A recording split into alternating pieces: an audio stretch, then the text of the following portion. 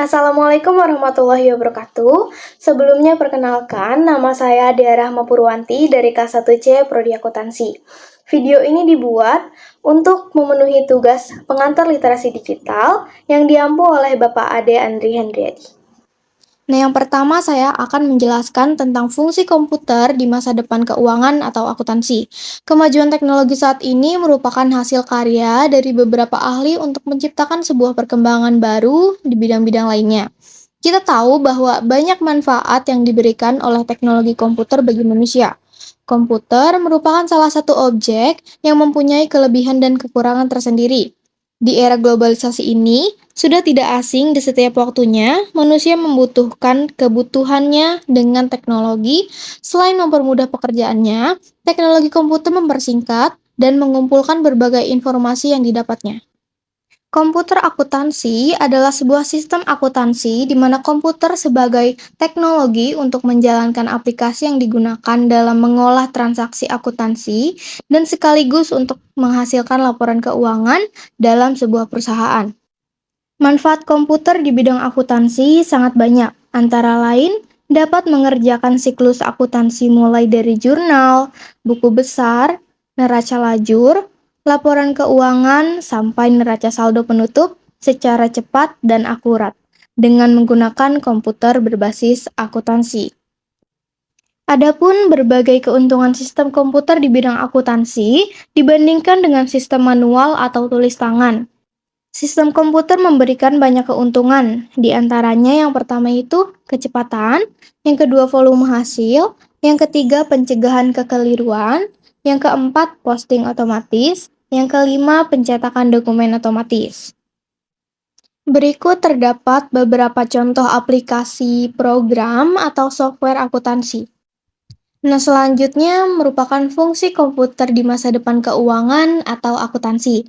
Manfaat komputer akuntansi ini yang pertama dapat menyediakan informasi yang akurat dan tepat waktu, sehingga dapat melakukan aktivitas utama pada value chain secara efektif dan efisien. Yang kedua, pencegahan kekeliruan karena tingkat ketelitian dan fokus dari komputer lebih tinggi. Yang ketiga, meningkatkan efisiensi. Yang keempat, meningkatkan kemampuan dalam pengambilan keputusan. Selanjutnya, meningkatkan kualitas dan mengurangi biaya produk dan jasa yang dihasilkan. Lalu yang keenam ada menambah efisiensi kerja di bagian keuangan. Yang ketujuh ada meningkatkan sharing knowledge. Selanjutnya ada sistem akuntansi komputer yang umum digunakan. Yang pertama itu ada sistem akuntansi berbasis server. Nah, sistem akuntansi berbasis server ini mengacu pada penggunaan server sebagai platform utama untuk menyimpan, mengelola, dan memproses data akuntansi suatu organisasi. Berikut saya paparkan beberapa karakteristik umum dari sistem akuntansi berbasis server. Yang pertama itu ada sentralisasi data.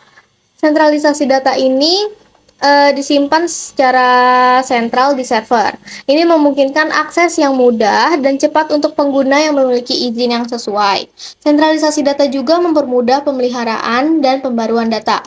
Selanjutnya ada keamanan. Server menyediakan tingkat keamanan yang lebih tinggi dibandingkan dengan penyimpanan lokal. Sistem ini dapat dilengkapi dengan tingkat enkripsi, autentikasi pengguna, dan kontrol akses untuk melindungi data keuangan yang sensitif. Karakteristik yang ketiga yaitu akses jarak jauh. Sistem ini berguna bagi organisasi yang memiliki cabang atau tim yang bekerja dari lokasi yang berbeda. Pengguna dapat mengakses data akuntansi melalui koneksi internet dengan menggunakan izin akses yang tepat. Karakteristik yang keempat yaitu kolaborasi. Karyawan yang berbeda dapat bekerja secara bersamaan pada sistem akuntansi yang sama. Sistem ini meningkatkan kolaborasi antar departemen dan memfasilitasi aliran kerja yang lebih efisien. Lalu karakteristik yang kelima itu ada pembaruan otomatis. Pembaruan perangkat lunak dan sistem dapat diterapkan secara sentral di server. Hal ini memastikan bahwa semua pengguna menggunakan versi perangkat lunak yang sama dan pembaruan keamanan dapat diterapkan dengan cepat. Lalu karakteristik yang keenam itu ada skalabilitas. Sistem akuntansi berbasis server dapat dengan mudah disesuaikan dengan kebutuhan organisasi yang berkembang. Seiring pertumbuhan bisnis, kapasitas server dapat ditingkatkan untuk menangani volume data yang lebih besar. Lalu yang ketujuh itu ada pemulihan bencana. Data yang disimpan di server dapat di backup secara teratur. dan rencana pemulihan bencana dapat diimplementasikan.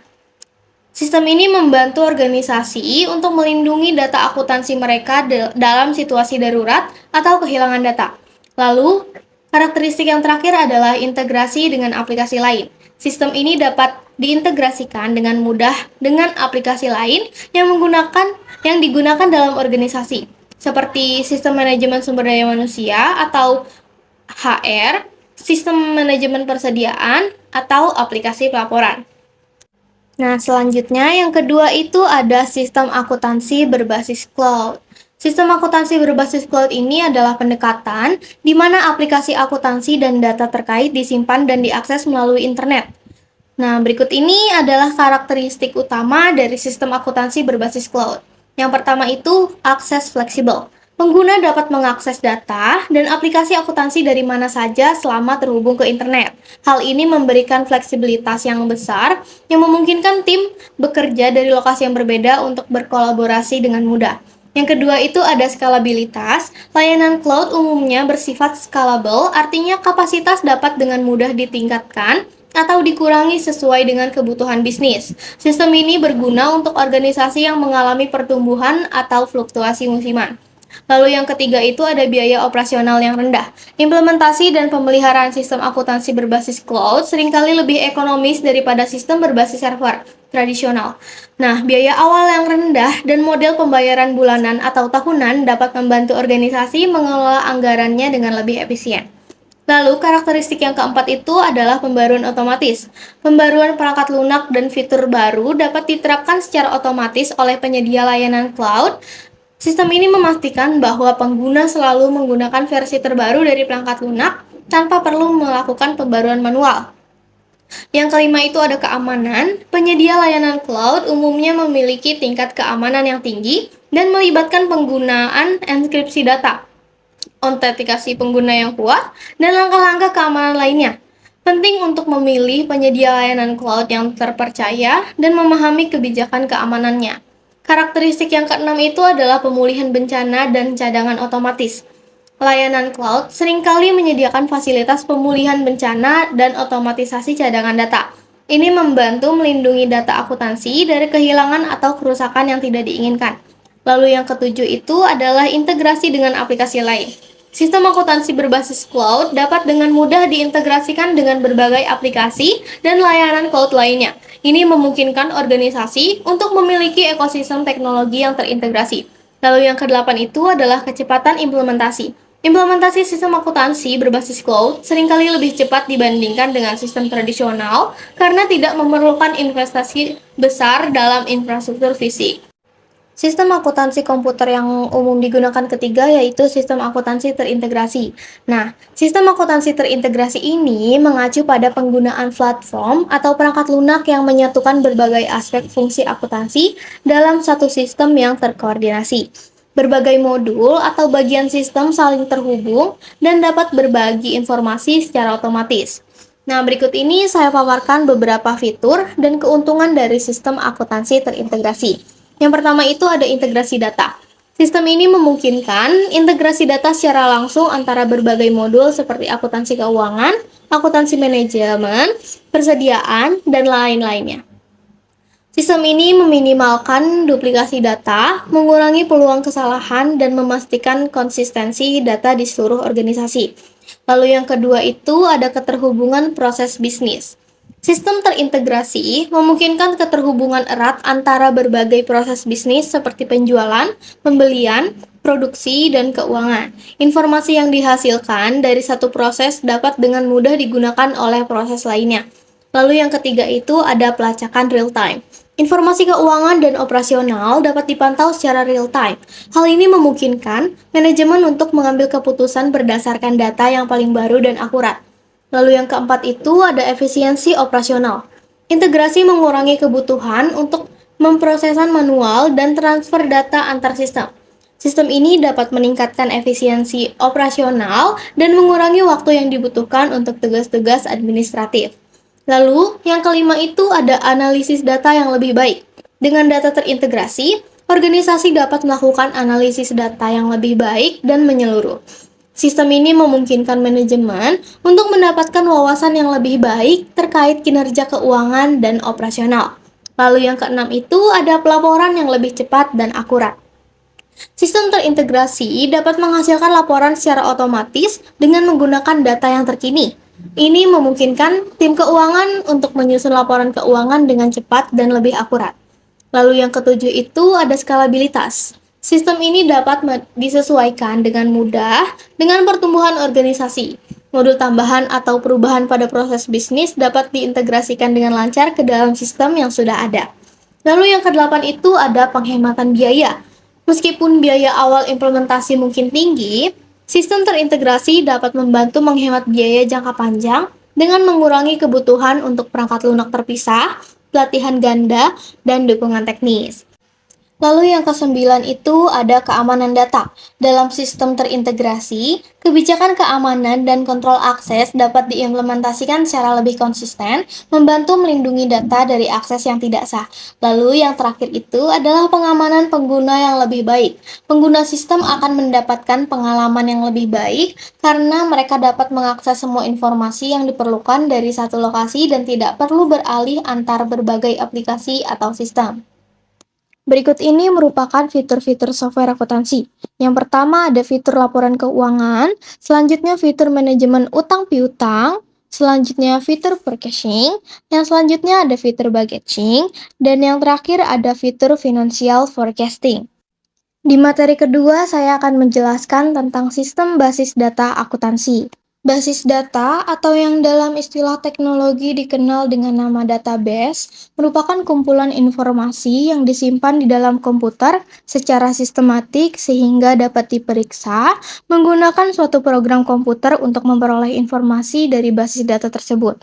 Perangkat lunak yang digunakan untuk mengelola dan memanggil query basis data disebut Sistem Manajemen Basis Data atau Database Management System, yang disingkat dengan DBMS.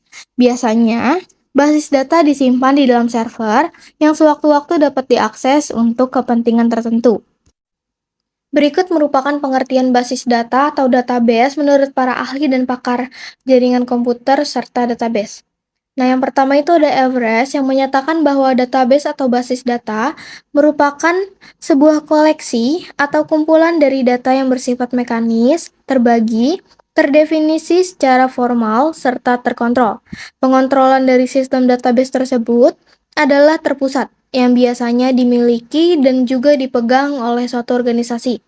Yang kedua ada Tony Fabridet yang mengatakan bahwa yang dimaksudkan dengan database adalah suatu koleksi data operasional yang sengaja disimpan dan juga dipakai oleh suatu sistem aplikasi dari suatu organisasi.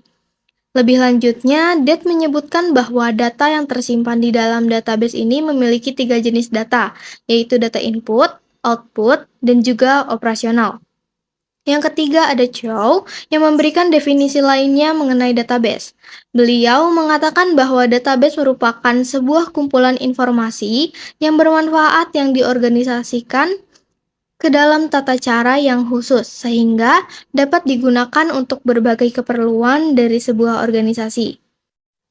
Yang terakhir, Ogayah dalam modulnya mengenai sistem basis data mengatakan bahwa yang dimaksud dengan sistem basis data merupakan suatu sistem yang dapat menyusun dan mengelola record-record menggunakan komputer untuk menyimpan atau merekam serta memelihara data operasional lengkap sebuah organisasi atau perusahaan sehingga mampu menyediakan informasi yang optimal yang diperlukan pemakai untuk proses pengambilan keputusan.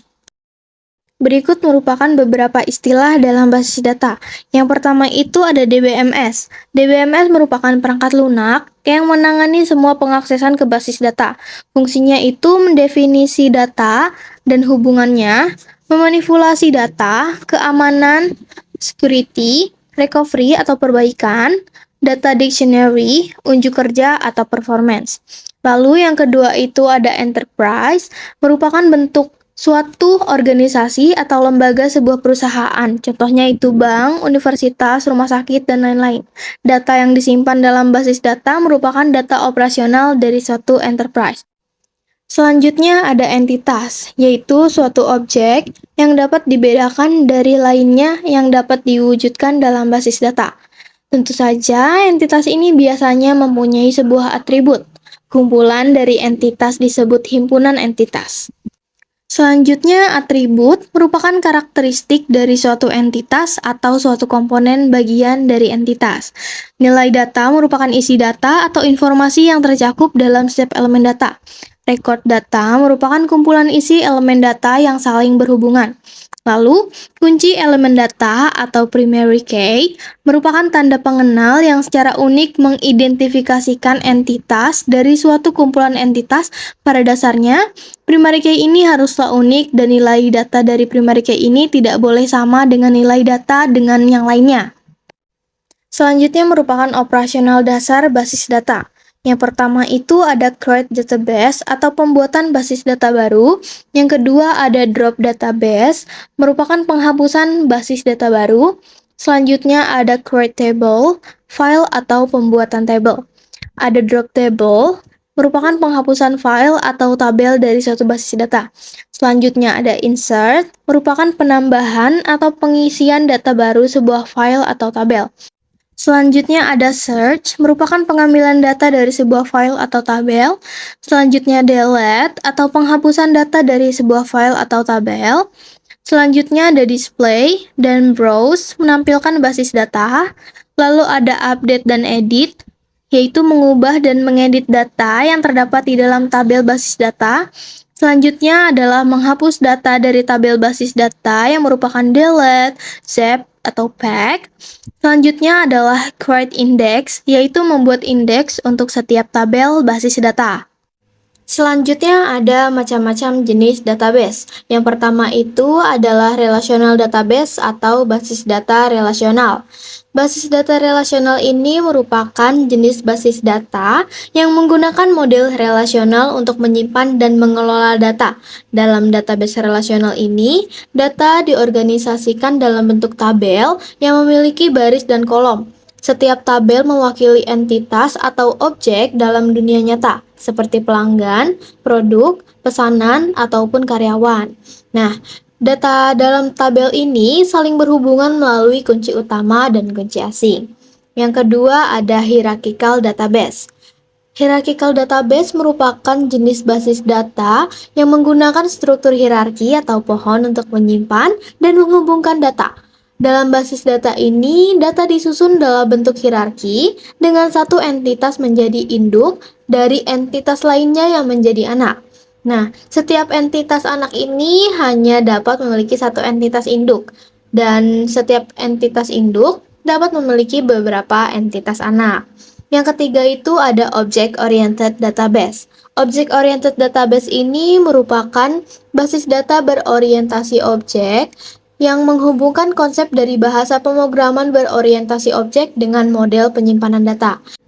Basis data ini memungkinkan penyimpanan dan pengambilan objek kompleks yang terdiri dari data dan metode yang berhubungan dengan objek tersebut. Dalam basis data berorientasi objek ini, data dianggap sebagai objek yang memiliki atribut atau data dan metode yang dianggap aksi atau operasi. Selanjutnya ada network database atau yang sering disebut dengan basis data jaringan. Network database ini merupakan jenis basis data yang menggunakan model penyimpanan data yang kompleks dengan hubungan yang kompleks juga antara entitasnya. Basis data ini memungkinkan satu entitas untuk memiliki lebih dari satu entitas induk dan mengatasi beberapa keterbatasan struktural dari basis data hierarki. Nah, basis data berbasis jaringan ini menggunakan struktur grafik untuk penyimpanan data. Selanjutnya ada NoSQL database atau basis data NoSQL. Nah, basis data NoSQL ini merupakan kelompok basis data yang tidak mengikuti model relasional tradisional yang digunakan dalam basis data relasional. Istilah NoSQL ini mengacu pada fakta bahwa basis data ini tidak hanya menggunakan bahasa query SQL seperti yang digunakan dalam basis data relasional. Basis data NoSQL ini dikembangkan untuk menangani beberapa tantangan yang tidak mudah diatasi oleh basis data relasional. Nah, berikut ini merupakan tujuan dari basis data. Yang pertama itu kecepatan dan kemudahan, selanjutnya efisiensi ruang penyimpanan, ketersediaan, kelengkapan, keamanan, kebersamaan atau data dapat dipakai secara bersamaan, keakuratan, terpeliharanya keselarasan data, lalu yang terakhir adalah dapat diterapkan standarisasi. Sistem basis data akuntansi adalah suatu sistem informasi yang dirancang khusus untuk mendukung proses akuntansi suatu organisasi. Sistem ini menggunakan basis data untuk menyimpan dan mengelola data keuangan, transaksi bisnis, dan informasi akuntansi lainnya. Seorang akuntan biasanya menggunakan sistem basis data untuk menyimpan dan mengelola informasi keuangan. Basis data ini mendukung proses pencatatan transaksi, pengolahan data, dan penyediaan laporan keuangan. Selanjutnya ada karakteristik dan komponen yang umumnya ada dalam sistem basis data akuntansi. Yang pertama itu adalah jurnal dan buku besar elektronik. Sistem ini mencakup tabel-tabel, basis data yang merepresentasikan jurnal umum dan buku besar. Setiap transaksi dicatat dalam entitas yang sesuai, seperti tabel transaksi dan tabel akun. Nah, yang kedua itu ada tabel transaksi. Tabel transaksi ini menyimpan informasi tentang setiap transaksi keuangan termasuk tanggal, jenis transaksi, dan nilai transaksi. Yang ketiga ada tabel akun yang berisi informasi tentang akun-akun keuangan seperti akun kas, piutang, hutang, dan yang lainnya. Tabel ini mencakup saldo awal, perubahan saldo, dan saldo akhir. Yang keempat ada query dan pelaporan yang menggunakan bahasa SQL atau alat pengelolaan data untuk mengambil data dan menghasilkan laporan keuangan. Akuntan dapat membuat pertanyaan khusus untuk mendapatkan informasi yang mereka butuhkan. Yang kelima ada keamanan data yang menerapkan kontrol akses dan otorisasi untuk melindungi data keuangan yang sensitif. Ini melibatkan autentikasi pengguna, peran pengguna, dan izin akses. Lalu yang keenam itu ada pemulihan data dan cadangan, menyediakan mekanisme pemulihan data dan pencadangan untuk melindungi data dari kehilangan atau kerusakan. Yang ketujuh ada integrasi dengan perangkat lunak akuntansi lainnya, misalnya perangkat lunak manajemen keuangan atau perangkat lunak perencanaan sumber daya perusahaan. Lalu yang kedelapan itu adalah audit trail. Audit trail ini mencatat setiap perubahan atau akses data, menciptakan jejak audit untuk tujuan pengawasan dan audit internal. Yang kesembilan ada kepatuhan pajak dan regulasi. Mendukung pemenuhan persyaratan perpajakan dan regulasi keuangan yang berlaku dengan memastikan bahwa data yang dibutuhkan untuk laporan pajak dan audit sesuai dan mudah diakses. Yang ke-10 ada sistem pelacakan aset. Jika perusahaan memiliki aset yang signifikan, sistem ini dapat mencakup modul pelacakan aset untuk mencatat dan mengelola informasi aset termasuk penyusutan. Lalu yang ke-11 itu adalah pengolahan transaksi ACID. Menyediakan dukungan untuk prinsip ACID atau otomatisasi, konsistensi, isolation, dan durability untuk menjaga integritas dan konsistensi data selama transaksi. Lalu yang ke-12 itu ada cloud database. Beberapa organisasi memilih untuk menggunakan basis data akuntansi yang berbasis cloud untuk memfasilitasi akses yang mudah dan skalabilitas. Selanjutnya ada komponen kunci dari sistem data untuk akuntansi. Yang pertama itu ada jurnal yang dibagi menjadi jurnal umum yang merupakan tempat pencatatan awal untuk semua transaksi keuangan. Transaksi dicatat dalam bentuk debit dan kredit. Lalu yang kedua itu jurnal pembantu. Jurnal yang mencatat transaksi khusus seperti penjualan, pembelian, dan kas. Yang kedua itu ada buku besar yang dibagi menjadi dua juga, yaitu yang pertama ada buku besar umum yang mencatat semua transaksi dari jurnal umum dan jurnal pembantu dalam akun-akun utama. Yang kedua itu buku besar pembantu yang mencatat transaksi dalam akun-akun khusus atau rinci. Lalu yang ketiga ada penyesuaian, yaitu penyesuaian jurnal yang mencatat penyesuaian yang diperlukan untuk menghitungkan perubahan akuntansi seperti penyusutan aset cadangan, kerugian, dan lain-lainnya. Yang keempat ada pembayaran dan penerimaan, yang dibagi dua menjadi buku kas dan buku bank. Buku kas mencatat semua transaksi kas termasuk penerimaan dan pembayaran, lalu buku bank mencatat transaksi yang melibatkan rekening bank. Lalu yang kelima itu ada laporan keuangan. Yang pertama laporan laba rugi, yang menunjukkan pendapatan dan biaya selama periode waktu tertentu. Yang kedua itu neraca yang menunjukkan aset, kewajiban, dan ekuitas suatu entitas pada suatu titik tertentu. Lalu yang ketiga itu ada laporan arus kas yang menunjukkan arus masuk dan keluar kas selama periode tertentu. Yang keenam itu ada sistem informasi manajemen yang dibagi menjadi dua, yaitu pengolahan data dan perangkat lunak akuntansi. Pengolahan data menggunakan teknologi informasi untuk mengelola dan memproses data secara efisien. Lalu, perangkat lunak akuntansi adalah aplikasi yang mendukung pencatatan, pelaporan, dan analisis keuangan. Yang ketujuh ada kontrol internal yang dibagi menjadi dua, yaitu kebijakan dan prosedur, dan verifikasi dan rekonsiliasi. Kebijakan dan prosedur ini menetapkan pedoman untuk pencatatan dan pelaporan keuangan, sedangkan verifikasi dan rekonsiliasi ini melibatkan pengecekan dan penyediaan periodik untuk memastikan keakuratan data. Lalu yang terakhir itu ada audit. Ada audit internal dan audit eksternal.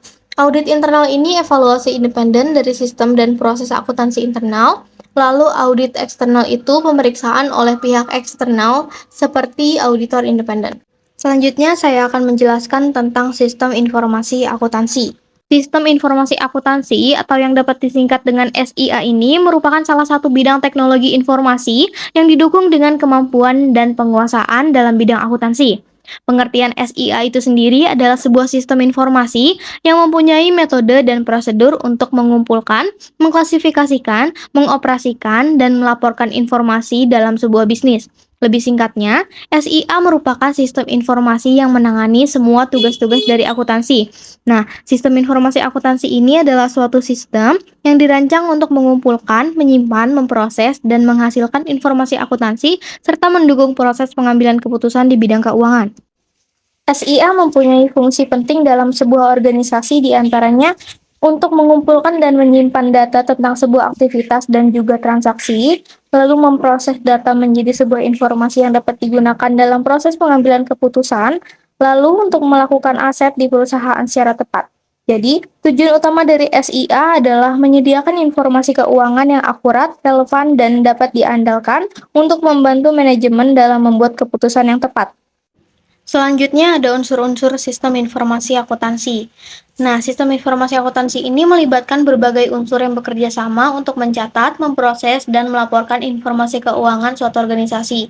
Berikut adalah unsur-unsur utama dalam sistem informasi akuntansi. Yang pertama itu ada manusia. Manusia sebagai pengguna sistem atau yang menggunakan sistem untuk memasukkan, memproses, dan mengambil informasi akuntansi. Lalu juga sebagai petugas akuntansi atau profesional akuntansi yang bertanggung jawab untuk mengelola sistem, menginput data, dan menghasilkan laporan keuangan. Yang kedua itu ada peralatan, yang terdiri dari perangkat keras dan perangkat lunak. Perangkat keras itu terdiri dari komputer, server, printer, dan perangkat keras lainnya yang digunakan untuk menjalankan aplikasi akuntansi dan menyimpan data. Sedangkan perangkat lunak atau software ini merupakan aplikasi akuntansi, sistem basis data, dan perangkat lunak pendukung lainnya yang digunakan untuk memproses informasi.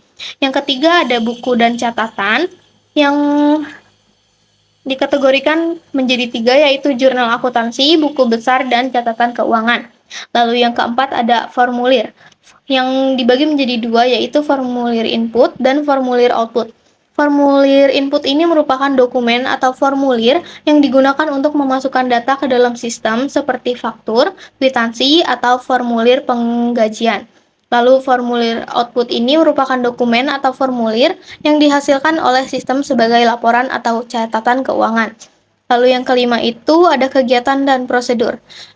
Yang pertama itu prosedur akuntansi, langkah-langkah yang harus diikuti untuk mencatat, memproses, dan melaporkan transaksi bisnis. Lalu, kegiatan verifikasi itu merupakan proses memeriksa keakuratan dan keabsahan informasi akuntansi sebelum diintegrasikan ke dalam sistem. Yang keenam itu ada laporan atau pernyataan. Nah, laporan atau pernyataan ini ada dua, yaitu laporan keuangan, yang merupakan dokumen yang menyajikan informasi keuangan suatu organisasi, termasuk neraca, laporan laba rugi, dan laporan arus kas. Pernyataan akuntansi ini merupakan pernyataan khusus yang menjelaskan posisi keuangan atau kejadian tertentu, seperti pernyataan penghasilan atau pernyataan arus kas. Unsur-unsur tersebut bekerja sama dalam sebuah sistem terintegrasi untuk menghasilkan informasi akuntansi yang relevan dan akurat. Penting untuk menjaga konsistensi, keamanan, dan integritas data di seluruh elemen sistem ini untuk memastikan keandalan informasi keuangan yang dihasilkan. Sistem informasi akuntansi mencakup data yang berkaitan dengan pendapatan, pengeluaran, data pelanggan, data karyawan, informasi pajak, dan invoice. Selanjutnya ada komponen utama dalam sistem informasi akuntansi. Yang pertama itu adalah input data, yang dibagi menjadi dua, yaitu transaksi keuangan dan dokumen pendukung. Di transaksi keuangan ini, data awal berasal dari transaksi keuangan seperti penjualan, pembelian, dan pembayaran. Lalu, dokumen pendukung sebagai sumber data seperti faktur, kwitansi, dan bukti transaksi lainnya. Proses data itu ada pengolahan transaksi dan rekonsiliasi. Pengolahan transaksi ini, data diolah melalui berbagai proses termasuk penggolongan, pencatatan, dan penghitungan. Lalu, rekonsiliasi ini merupakan proses memastikan konsistensi dan kecocokan antara catatan keuangan dengan transaksi yang terjadi. Yang ketiga itu ada database, yang dibagi menjadi dua, yaitu penyimpanan data dan pengelolaan bisnis data. Penyimpanan data ini merupakan tempat penyimpanan data yang mencakup catatan keuangan, informasi pelanggan, dan data lainnya yang diperlukan.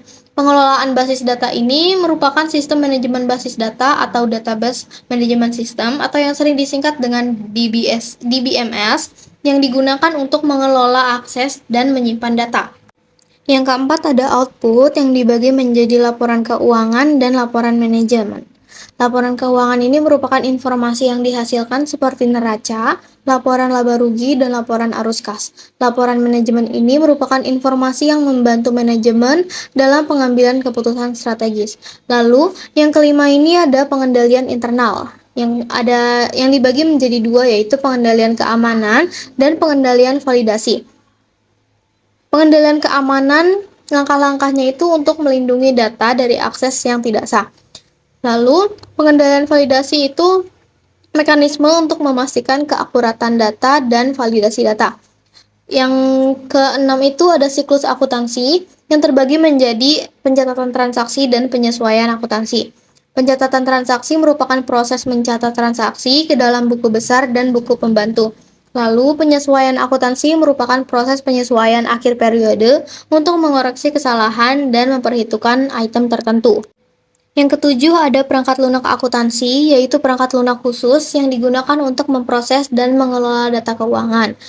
Lalu, yang ke-8 itu ada pengguna, yaitu manajemen dan akuntan. Manajemen ini pemimpin perusahaan yang menggunakan informasi keuangan untuk pengambilan keputusan, sedangkan akuntan merupakan profesional akuntansi yang bertanggung jawab atas pemrosesan dan pelaporan data keuangan. Yang ke-9 ada teknologi informasi yang terbagi menjadi hardware dan jaringan. Hardware ini merupakan komputer dan perangkat keras lainnya yang digunakan untuk menjalankan sistem informasi akuntansi. Sedangkan jaringan merupakan sistem yang dapat terhubung ke berbagai lokasi atau departemen melalui jaringan. Lalu, yang selanjutnya ada pengguna akhir, yaitu sebagai pemakai laporan. Sebagai pihak-pihak yang menggunakan laporan keuangan seperti pemegang saham, kreditor, dan regulator. Yang terakhir ada kebijakan dan prosedur, yang terbagi menjadi standar akuntansi dan prosedur operasional. Standar akuntansi merupakan pedoman yang harus diikuti dalam mengelola dan melaporkan data keuangan. Lalu, prosedur operasional merupakan petunjuk langkah-langkah yang harus diikuti dalam pemrosesan data keuangan. Kriteria sistem informasi akuntansi yang baik itu, yang pertama ada keamanan atau akses ke sistem dan datanya dikontrol dan dibatasi hanya untuk yang berwenang. Yang kedua ada kerahasiaan yang merupakan perlindungan informasi sensitif dari pengungkapan yang tidak sah. Lalu ada privasi yang merupakan pengumpulan, penggunaan, dan pengungkapan informasi pribadi tentang pelanggan dilakukan dengan cara yang tepat. Selanjutnya, integritas pemrosesan atau pemrosesan data yang akurat, lengkap, dan tepat waktu dilakukan dengan otorisasi yang tepat.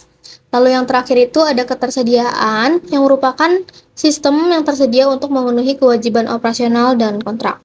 Selanjutnya ada sistem informasi akuntansi yang sering digunakan. Yang pertama itu ada SAP atau System Application and Product in Data Processing. SAP ini merupakan salah satu penyedia sistem informasi perusahaan terbesar di dunia. Sistem SAP ini menyediakan berbagai modul termasuk modul keuangan yang mencakup akuntansi keuangan, manajemen aset, dan lainnya. SAP ini banyak digunakan oleh perusahaan besar dan menengah. Lalu, yang kedua itu ada Oracle Financial. Oracle Financial ini adalah bagian dari Oracle e-Business Suite yang menyediakan solusi lengkap untuk kebutuhan manajemen keuangan yang mencakup modul seperti akuntansi umum, piutang, hutang, dan manajemen aset. Lalu yang ketiga itu ada QuickBooks. QuickBooks ini adalah perangkat lunak akuntansi yang umumnya digunakan oleh bisnis kecil dan menengah. QuickBooks ini menyediakan solusi untuk pemrosesan akuntansi dasar, pencatatan transaksi, pelacakan piutang dan hutang, serta pembuatan laporan keuangan sederhana. Lalu, yang keempat itu ada Microsoft Dynamics 365 Finance. Microsoft Dynamics 365 Finance ini menyediakan berbagai modul untuk memenuhi kebutuhan keuangan dan akuntansi perusahaan. Sistem ini mencakup manajemen keuangan, akuntansi proyek, manajemen aset, dan yang lainnya. Lalu yang kelima itu ada Xero. Xero itu adalah perangkat lunak akuntansi online yang banyak digunakan oleh bisnis kecil. Xero ini mencakup fitur-fitur seperti pencatatan transaksi, pelacakan piutang dan hutang, manajemen stok, dan kolaborasi dengan akuntan. Lalu yang keenam itu ada MYOB atau Mind Your Own Business. Mind Your Own Business ini adalah perangkat lunak akuntansi yang umumnya digunakan di Australia dan Selandia Baru. Sistem ini menyediakan fitur-fitur seperti pencatatan transaksi, manajemen piutang dan hutang, dan pembuatan laporan keuangan. Lalu yang ketujuh itu ada Zoho Books. Zoho Books adalah perangkat lunak akuntansi online yang mencakup fitur-fitur seperti pencatatan transaksi, manajemen piutang dan hutang, pemantauan inventaris, dan pembuatan laporan keuangan. Lalu, yang terakhir ada Wave Accounting. Wave Accounting adalah solusi akuntansi gratis yang umumnya digunakan oleh pemilik bisnis kecil. Sistem ini mencakup fitur-fitur dasar seperti pencatatan transaksi, manajemen piutang dan hutang, serta pembuatan laporan keuangan. Sistem informasi akuntansi akan tergantung pada kebutuhan spesifik perusahaan, ukuran bisnis, dan anggaran. Seiring berkembangnya teknologi, sistem informasi akuntansi terus berkembang untuk memberikan solusi yang lebih efisien dan terintegrasi. Selanjutnya, saya akan menjelaskan tentang kecerdasan buatan. Kecerdasan buatan adalah salah satu disiplin ilmu dalam bidang komputer yang terus berkembang. Bidang kecerdasan buatan atau bahasa aslinya adalah Artificial Intelligence ini, atau disingkat dengan AI, berusaha tidak hanya untuk memahami, tetapi juga untuk membangun entitas cerdas. AI ini meliputi banyak subbidang, mulai dari bidang umum sampai untuk tugas-tugas spesifik. Sejarah perkembangan kecerdasan buatan ini dibagi menjadi beberapa periode yang dapat dijabarkan sebagai berikut. Yang pertama itu cikal bakal kecerdasan buatan pada tahun 1943 sampai 1955. Cikal bakal AI ini dikerjakan oleh McCulloch dan Pitts dengan neuron buatan yang menirukan cara kerja neuron manusia dengan logika proposisional. Bisa menyelesaikan fungsi komputasi dengan struktur neuron network.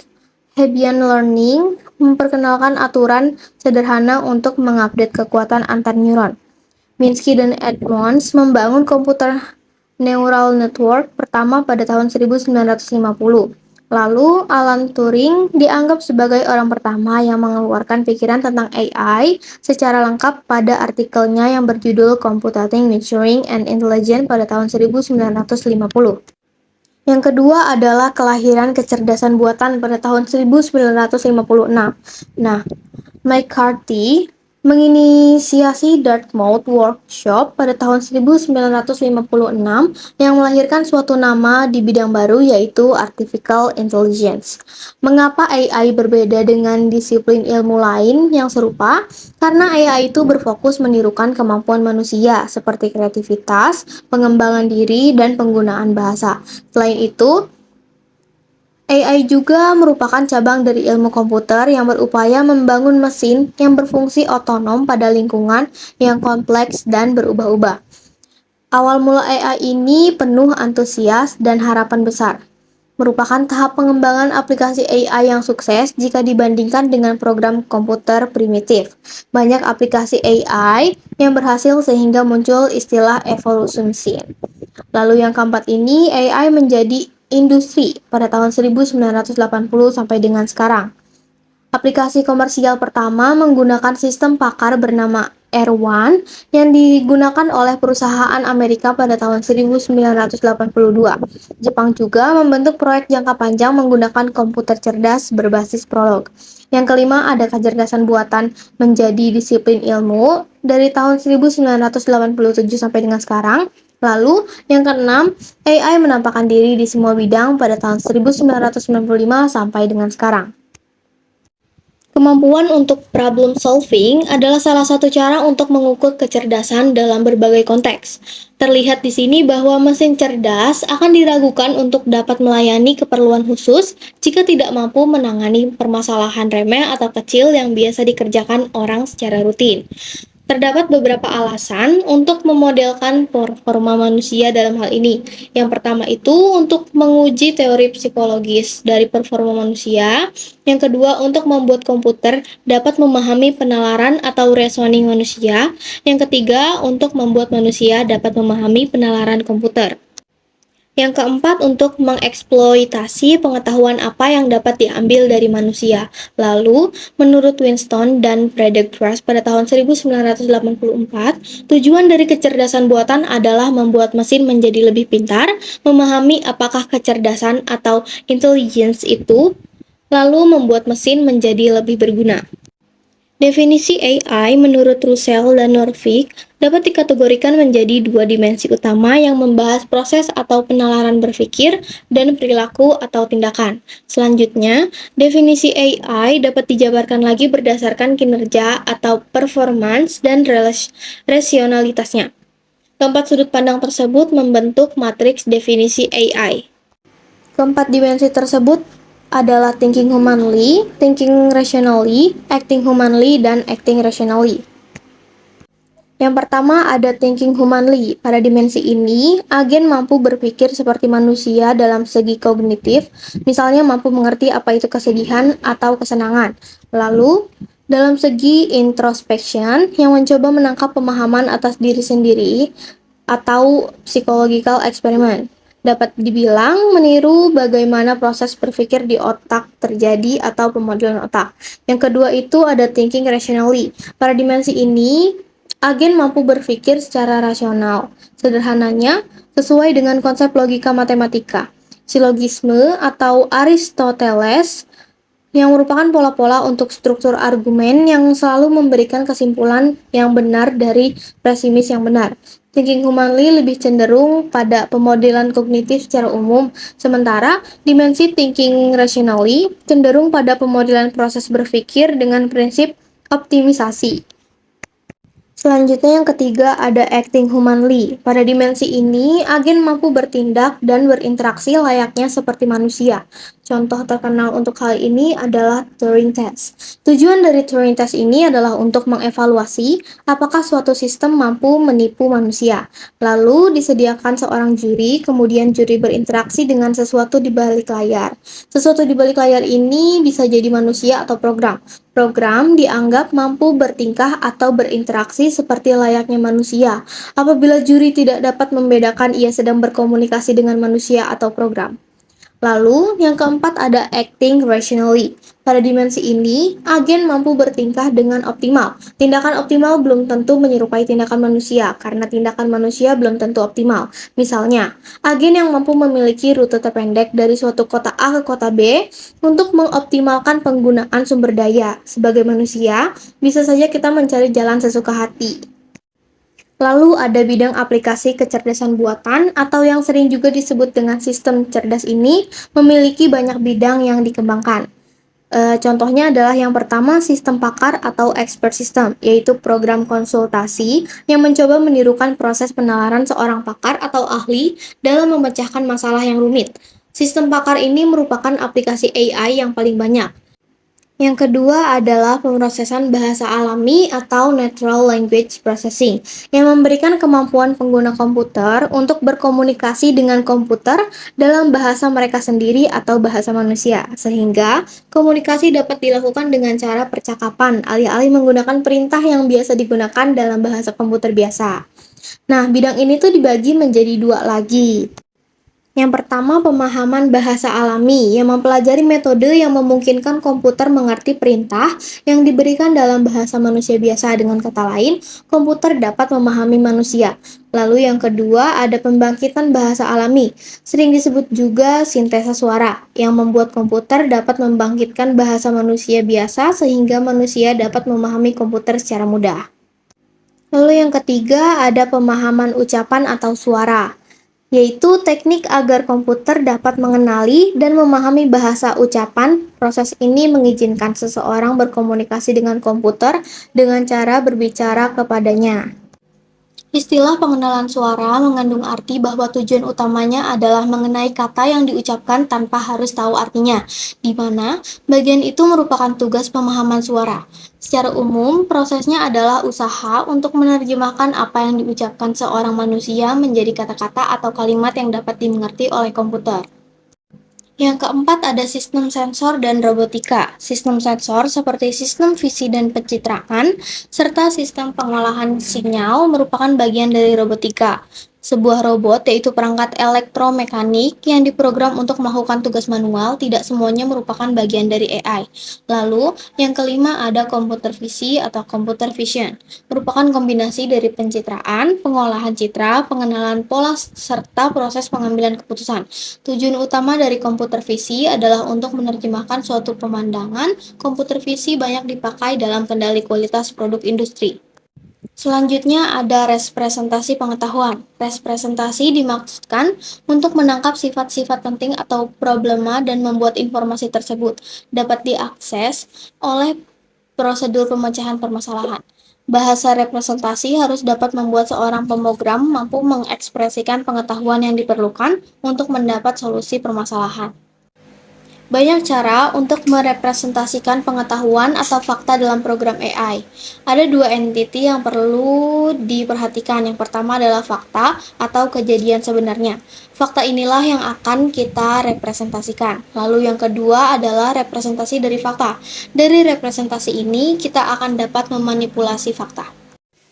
Dalam representasi sebuah fakta yang kita gunakan dalam sebuah program, kita juga harus konsisten dengan representasi yang menggunakan bahasa natural atau bahasa Inggris. Representasi yang baik harus mengungkapkan hal secara eksplisit, membuat masalah menjadi transparan, komplit, dan efisien, menampilkan batasan-batasan alami yang ada, menekankan atau menghilangkan detail-detail yang diperlukan, dapat dilakukan komputasi atau ada batasan atau constraint.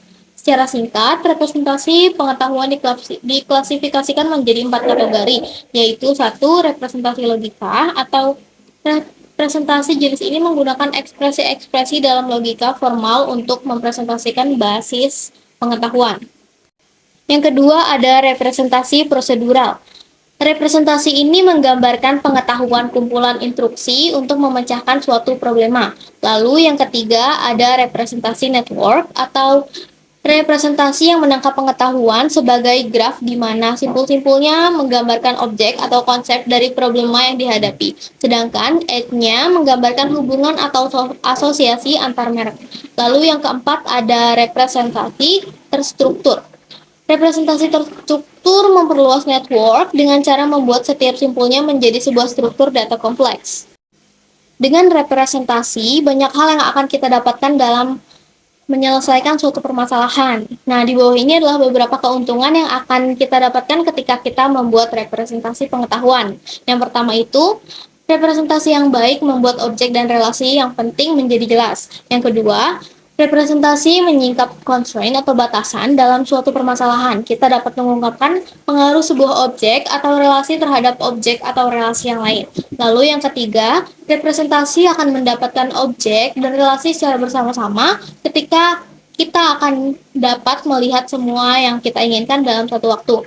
Lalu yang keempat, kita dapat menghilangkan semua komponen yang tidak berhubungan dengan permasalahan yang sedang kita selesaikan. Atau kita dapat menyembunyikan beberapa informasi yang tidak kita butuhkan untuk sementara, dan pada saat kita membutuhkannya, kita dapat menampilkannya kembali.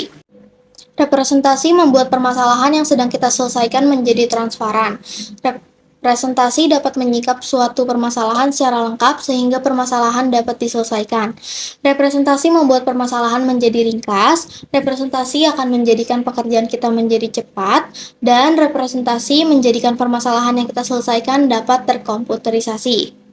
Di samping keuntungan-keuntungan tersebut, suatu hal yang menjadi prinsip dalam representasi pengetahuan adalah jika suatu permasalahan dideskripsikan dengan menggunakan representasi yang tepat, maka dapat dipastikan bahwa permasalahan tersebut dapat diselesaikan. Di sini saya mencoba mengcoding atau memprogram bahasa C yang sesuai dengan contoh yang ada di modul. Di sini saya memasukkan nama depan saya, yaitu Dea, lalu dilanjutkan dengan nama belakang saya, yaitu Rahma.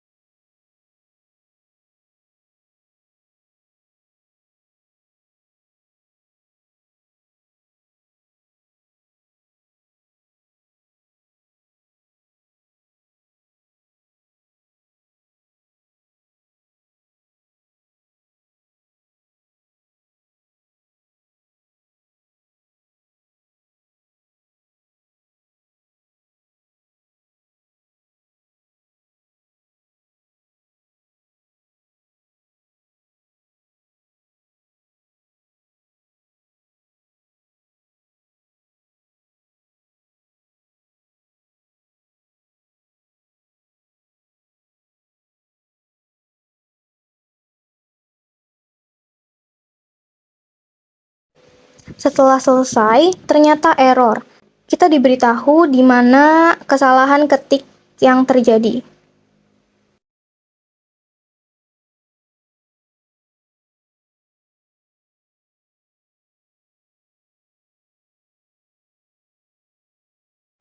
Mungkin sekian yang bisa saya sampaikan, kurang lebihnya mohon maaf. Wassalamualaikum warahmatullahi wabarakatuh.